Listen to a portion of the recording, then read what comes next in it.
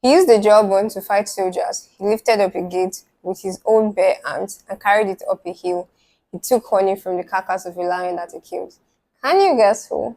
If you said Samson, you're right. Welcome to video 328. And in this video, we're going to be talking about why we love Samson. And hold on, everyone might judge Samson and feel like, yeah, you should have known. Delilah, she asked you and she bounded you for the often time when she asked that question.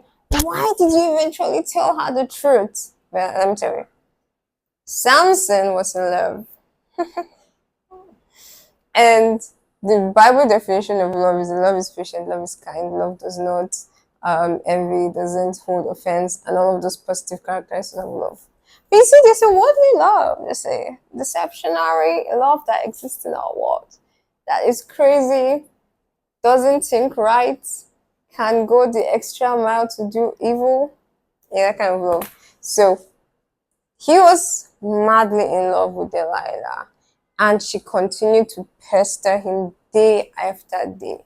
And there are two ways to avoid sin and temptation. One is to flee away from the subject of temptation, and two is to totally cut away communication from that subject of distraction. And so for Samson, who was still in communication with Delilah, still laying on her laps, it was only a little time more and it will be hard for him to not give in to her request. So we have this guy who then gives in to this request. And mind you, scholars will tell you that Samson has already began to fall in many ways, doing things that he wasn't supposed to do, leading up to the Delilah incident. And when you are exposed in that way, you're exposed to many dangerous things. But here's the good thing I like about Samson.